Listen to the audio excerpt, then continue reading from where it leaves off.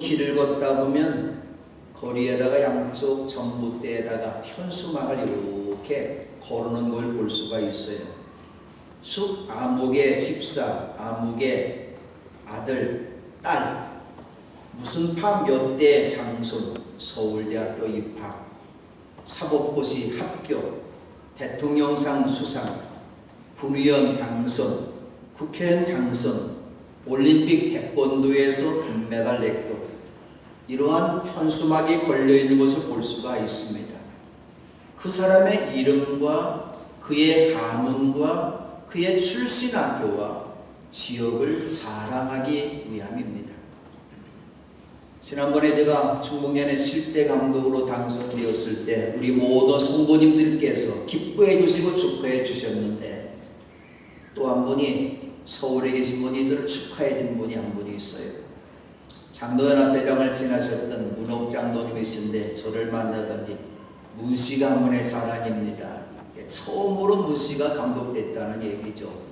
그러면서 저에게 이탈리아의 넥타이를 하나 선물해 줬어요. 어쨌든 사랑스러우니까 어쨌든 그런 말씀하신 것이죠. 인류대학에 들어가고 높은 자리에 올라가고 훌륭한 일을 하고 좋은 일을 했을 때 다른 사람으로부터 칭찬받는 것, 자랑할 만한 일입니다. 지난 39년 동안 변함없이 일요일을 지키면서 자기를 자랑하는 방송 프로그램이 하나 있는데, 제목부터가 자기를 자랑하는 전국 노래 자랑입니다.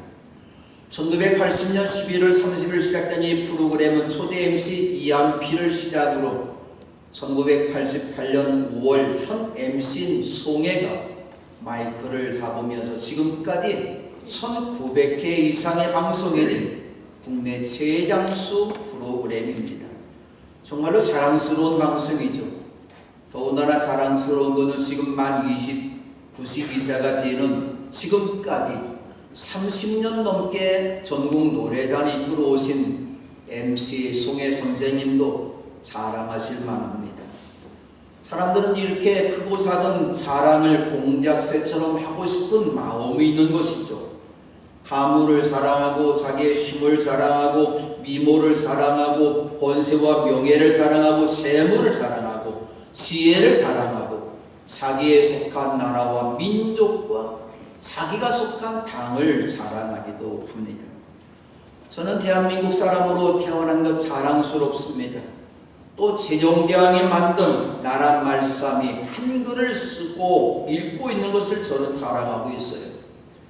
전 세계 많은 사람들이 영어를 배우고 독일어를 배우고 프랑스어를 배우는 요즘에는 한글을 배운다고 해요. 그만큼 우리 한국의 위상이 높아졌다는 것을 이야기하고 있는 것이죠. 오늘 여러분이 지금까지 건강에 살아오시면서 오늘 이 시간에도 주의 전에 나와서 예배 드릴 수 있는 것, 자랑할 수 있는 여러분 되시기 바랍니다. 아멘. 저는 살아가면서 우리 교회 모든 성도들 가정마다 이러한 자랑스러운 일들이 더욱더 많아졌으면 좋겠습니다. 근데 바울사도는 사람에서는 안 되는 여러 가지 일들을 말했는데, 시기하고 질투하고 미워하고 누구를 때리고 살인하고 간음하고 이런 일을 해서는 안 된다. 그건 바로 하나님께서도 싫어하신 일이기 때문에 이런 일을 해서는 안 된다고 말씀했는데, 또 사람에서는 안 되는 일 가운데 하나를 말할 때 사랑해서는 안 된다, 그렇게 바울이 말합니다. 바로 자랑하는 일이 있어도 자랑하는 것은 어리석은 사람이 하는 일이라고 바울이 말하였습니다. 그럼에도 오늘의 말씀은 바울이 자기를 자랑하는 내용들이 나오고 있는데, 왜 바울이 자기 자신을 자랑했을까요? 그 까닭이 있어요.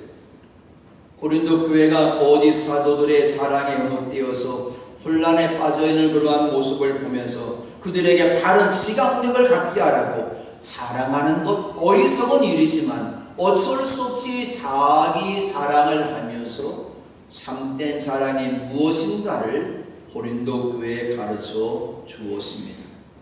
첫 번째로 바울은 육신의 일을 가지고 자랑하였습니다. 바울은 자랑하는 것이 어리석은 일이지만 필요하다고 생각해서 자랑하려고 하니까 어리석은 사람으로 나를 생각하지 말아달라고 부탁했던 것이죠. 그러나 자랑하는 나를 어리석은 사람으로 생각하려거든 그냥 어리석은 사람으로 나를 받아주어서 나도 좀 자랑하게 놓아두십시오 말하면서 자기 자랑을 했어요. 저 사람 어리석은 사람 자랑하는구나. 그렇게 그냥 생각하면서 내 자랑하는 것 좀 한번 들어보라 그런 이야기죠. 그런데 바울은 자기가 지금 자랑하는 이 말은 주님의 지시를 따라하는 말이 아니라 어리석음에 빠져서 자랑하는 일을 이렇게 장담하는 사람처럼 나도 지금 어리석은 말을 하고 있다고 말합니다. 오늘 예수님께서도 우리 그리스도인을 향해서 누구에게도 자랑하라고 말씀하지 않으셨어요. 지시하지 않았어요. 예수님께서 말씀하기를 나는 온유하고 겸손하니 이 내 온유하고 겸손한 마음을 배워야 되는데 십자가를 메고 나한테 배우라 말씀. 다시 말한다면 온유하고 겸손한 마음을 배워서 자기를 사랑하지 말라. 자기를 사랑하지 않으면 마음의 쉼을 얻을 것이라고 말씀해 주셨어요. 바울이처럼 자랑하는 것은 주님의 지시를 받지 않았고 자랑한 것이 어리석은 일인 줄 알면서도 자랑하라는 까닭을 이야기합니다.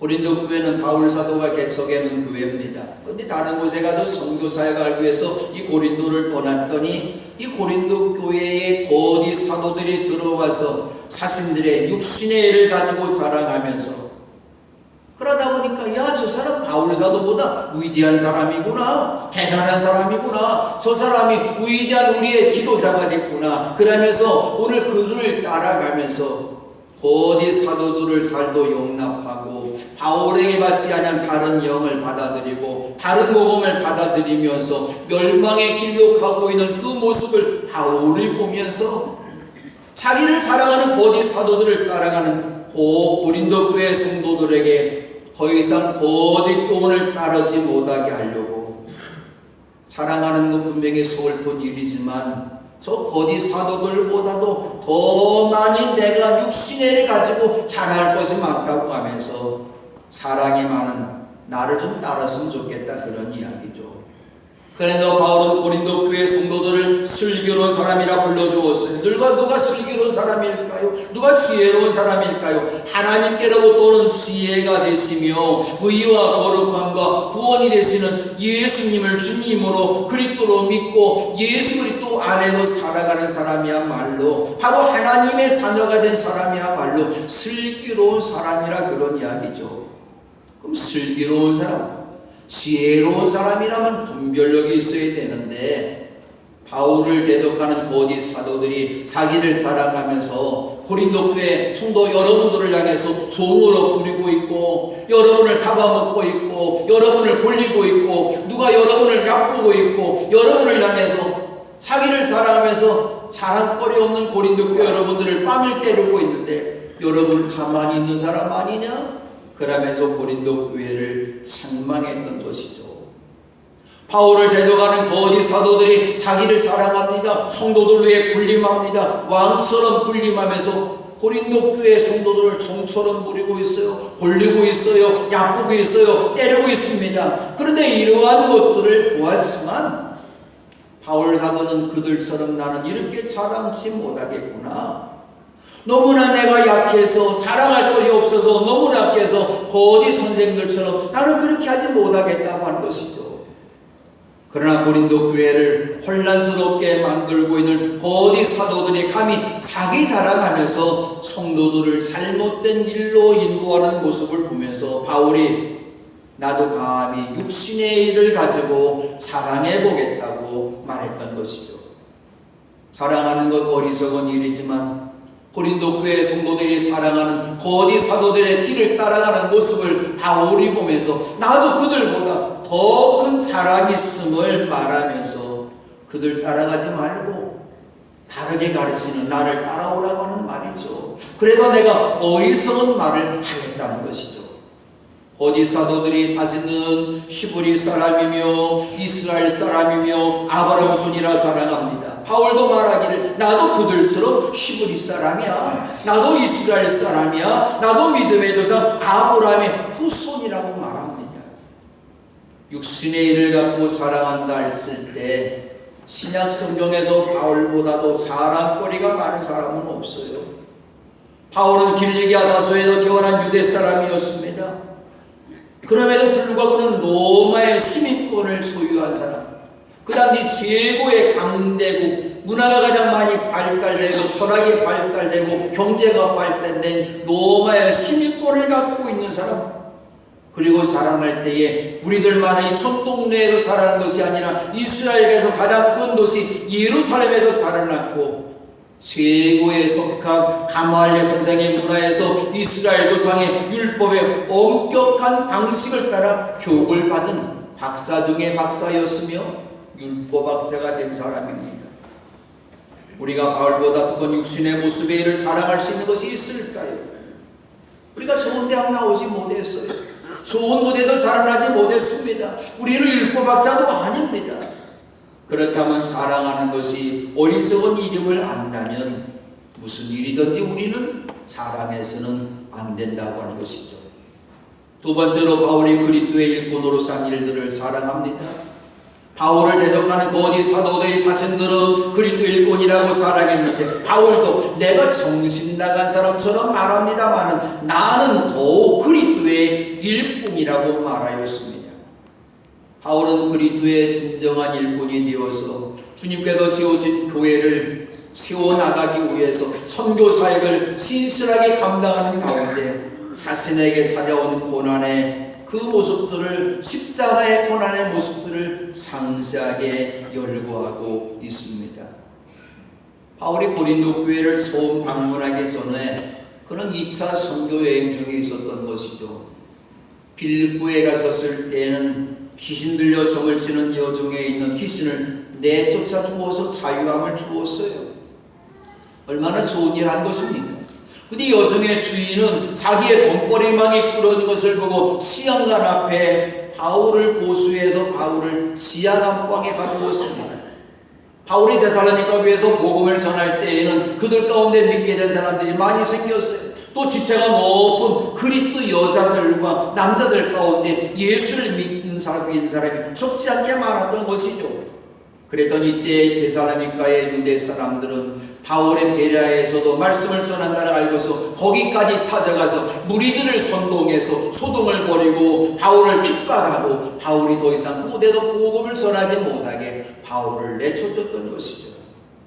아테네에서는 해당에서 유대 사람과 이방 사람과 예배자들과 적으로 토론도 하기도 합니다. 바울이 예수 그리스도의 일꾼이 되었을 때에 그의 선교 사역 중에는 이렇게 수고도 더 많이 하고 감옥살이도 더 많이 하고 매도 더 많이 맞고 여러 번 죽을 뻔했던 일들이 한두 번이 아니었어요. 유대 사람에게서 40에서 하나를 뺀 39번의 매를 맞는 것을 5번 맞았어요. 채찍으로 맞은 것이 3번 맞았습니다. 돌에 1번 맞았습니다. 파선을 당합니다. 밤낮과 하루를 망망한 바다를 떠다녔습니다. 선교하는 동안에도 강돌의 위험과 강도의 위험과 동족의 위험과 이방 사람의 위험과 도시의 위험과 광야의 위험과 바다의 위험과 때로는 거짓 형제들로부터 위험을 당합니다. 수고와 구역에 시달립니다. 여러 번 밤을 지새우고 줄이고 목마르고 여러 번 굶고 추위에 떨고 헐벗었습니다. 우리 교회가 90주년으로 케냐의 임재전 선교사님이 사역하시는 곳에 나무장 교회를 건축 중에 있는데 선교사님들은 바로 이런 고통이 있어요. 저는 지금까지 목하면 이런 어려움이 한 번도 없었는데 임 선교사님 살고 있는 집에 가보니까 문을 지켜주는 문도 있지만 들어가는 문도 바깥에서 자물통을 잠그는 것이 아니라 도둑놈이 들어와도 도끼로 자물통을 깨니까 자물통을 안에다가 이렇게 달게 만들어서 그런 어려움 가운데서도 고난 중에 복음을 전하는 선교사들 때문에 오늘 우리 감리교회가 빛나게 되는 것이죠. 또 지금은 세상을 떠나졌습니다만 탄자니아 마음구 선교사님 도둑님이 들어와도 훔쳐가려고 도끼로 눈을 찍어서 눈이 멀게 됐어요. 이런 어려움 가운데서 복음을 전했습니다. 바로 이렇게 주의 종들이는 어려움을 당하고 있었는데 바울도 이런 외적인 고난이 많이 있었지만 이 고난보다도 더 큰 내적의 고난이 있음을 말합니다. 28절에 그는 이렇게 말합니다.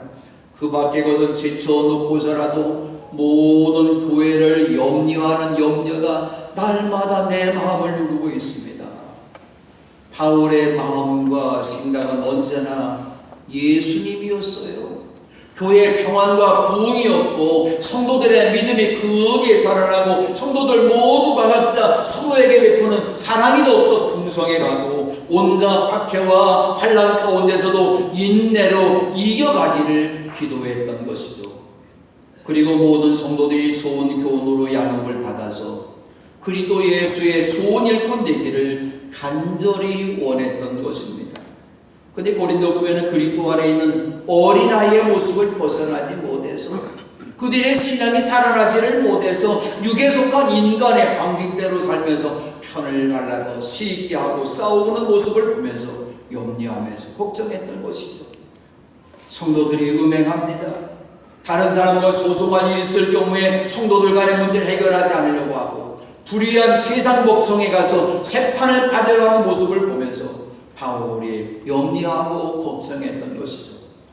그리스도의 일꾼된 바울의 이 거룩한 염려가 있었기 때문에 가는 곳마다 교회를 아름답게 세우고 교회를 교회답게 만드는 일을 했던 것이죠. 우리가 바울보다 더 큰 그리스도의 일꾼의 일을 하였습니까? 아마도 저도 마찬가지지만 그런 일이 없었던 것이죠. 그렇다면 교회를 위해서 우리가 지금까지 수고한 작은 일들, 바울에 비하면 너무나 작은 일들, 우리가 부지하고 헌신하고 남을 돕고 헌금한 것, 자랑할 것 하나도 없다고 한 것이죠. 남에게 보이려고 의로운 일을 하였다면, 사람들 앞에도 자랑했다면 하늘에 계신 하나님 아버지에게로부터 상을 받지 못할 것입니다. 왜냐하면 미리 자랑의 상을 받았기 때문입니다. 우리가 자랑하지 않아도 주님께도 오시는 그날 우리가 착하고 신실하게는 달란트를 주님 앞에 내놓았을 때에 주님께서 우리가 하는 모든 일들을 보시며 착하고 신실한 종이라고 칭찬해 주시고 의의 면류관, 생명의 면류관, 영광의 금면류관을 상급으로 주실 것입니다. 세 번째로 바울은 자신의 약점들을 자랑하였습니다. 성경에 자기를 자랑하는 사람의 마지막에 어떻게 될 것인가를 가르쳐주고 있습니다. 두루왕은 지혜와 총명이 많은 사람입니다. 지혜와 총명을 갖고 많은 재산을 모았고 모든 창고에 금과 은을 쌓아서 재산을 늘려나갑니다. 또 자기가 미모를 자랑합니다. 이 사람 미모가 잘생겼나 봐요. 미모를 자랑하다가 그만 마음이 교만해졌어요. 자기의 부귀 영화를 자랑하다가 지혜를 흐려졌을 때에 하나님께서 두루왕을 땅바닥에 쓰러뜨려서 죄가 되게 하시고 구경거리가 되게 하십니다. 결국 두루왕은 자기를 자랑하다가 멸망의 심판을 받았다고 에스겔을 섬기다가 증언하고 있습니다. 페르시아 왕국에서 왕으로부터 그 벼슬을 받고 다른 대신들보다 더 높은 자리에 앉게 된 하만이라는 사람은 친구들과 자기 아내를 세레스를 불러놓고 자기는 재산이 많은 왕이야, 사람이야. 나는 아들을 많이 낳은 사람이야. 왕이 여러모로 나를 이렇게 영화롭게 해주고 다른 대신들보다도 다른 신하들보다도 더 높은 벼슬자리에 앉혔다고 자기를 더 높이 자랑합니다. 하만은 그 사람 때문에 교만해서 자기에게 손을 나지 않는 모르드게를 죽이려고 자기 집에 높이 신자짜리 상대를 높이 세워 놓았는데 결국 자신이 그 상대에 매달려 죽었습니다. 자기 자랑이 자기를 죽인 것입니다. 모세도 인생이 어떻게 된다는 걸 분명히 알았던 것이죠. 우리 인생은 언젠가 다 뒷불로 돌아가는 죽을 인생들이죠. 아침에 돋아나서 꽃을 피우다가도 저녁에는 시들러 말라버려 사라져가는 인생들이고, 그것도 우리 인생의 연수가 70이며 강건하면 80이라도 그 연수의 사랑은, 모세가 말합니다, 그 연수의 사랑은 수고와 슬픔뿐이요 그것도 빠르게 지나가니 마치 날아가는 것 같다고 말했습니다. 부자들이 자기들의 돈을 자랑합니다. 권세를 자랑합니다. 야고보가 말합니다. 부자는 꿀의 꽃과 같이, 풀의 꽃과 같이 사라질 것이기 때문에 자기가 낮아지게 된 것을 자랑하라고 교훈하였습니다. 바울도 자랑에 마지못하게 될 것을 알았기 때문에 고린도 교회를 혼란스럽게 만드는 거짓 선생들이 그들의 간교한 자랑을 멈추게 하라고 자신도 잠시 육신의 일을 가지고 자랑했지만 그 자랑 어리석은 자랑이야. 그리스도 일꾼으로서 위대한 이런 자랑도 어리석은 자랑이야 말하면서 참된 자랑이 무엇인가를 우리에게 말씀합니다. 바울이 말합니다. 꼭 자랑을 해야 한다고 하면 나는 내 약점들을 자랑하겠습니다. 바울의 자신의 약점들을 자랑한 이 말씀은 예수님의 마음과 십자가의 은혜를 체험한 사람의 말씀입니다. 예수님은 하나님이십니다. 하나님의 모습을 지니신 하나님이십니다. 그럼에도 하나님과 동등함을 당연하게 생각하지 않고 오히려 자기를 비우어서 종의 모습을 취하시고 사람같이 뛰셨고 자기를 더 낮추시고 흉악범이나 죄를 진 노예를 죽이는 십자가에 죽기까지 순종하신 연약한 약점이 있었던 것이죠. 바울도 자신에게 약점이 있음을 자랑합니다. 누가 믿음이 약해져서 시험에 빠져 괴로워하면 바울도 자신이 시험에 빠진 것처럼 약해지고 염려하고 괴로워하고 기도하면서, 또 다른 성도들 때문에 누가 연약해서 실족하고 넘어지면 자기가 깊은 늪에 빠진 사람처럼 자신의 마음을 애태우고 복음으로 그를 위로하고 격려하고 사랑하면서 그 영혼을 살리는 일 했던 것이죠. 바울은 육신의 일로 자랑하고 그리스도를 위해서 한 사람을 자랑했지만 그 사랑은 어리석은 자랑이라고 말하면서 자신의 사랑은 약점들, 연약한 것들을 자랑한다고 말합니다. 바울의 자신의 약점들을 자랑했던 말은 거짓말이 아님을 영원히 찬양받으실 주 예수 하나님께서 아신다고 말했습니다. 믿음이 연약한 사람 위해서 자신도 약해지고 시험받아도 실족된 사람 위해서 함께 마음을 애태우고 괴로워하고 염려하면서 위로하면서 함께 울고 기도하는 것이야말로 주님께서 기뻐하시는 것입니다. 연약한 것 우리에게 약점이 아니에요. 연약함은 오히려 주님께서 함께 하시는 은혜의 통로가 된다고 하는 것입니다. 로마서 8장 26절 말씀입니다. 이와 같이 성령께서도 우리의 약함을 도와주십니다. 우리 어떻게 기도해야 할지를 알지 못하지만 성령께서 친히 이루다 말할 수 없는 탄식으로 우리를 대신하여 간구하여 주십니다. 우리에게 연약한 것이 있는 것, 내게 약점이 있는 것 부끄러워할 필요가 없습니다. 성령님께서 우리의 약함을 도와주실 것입니다.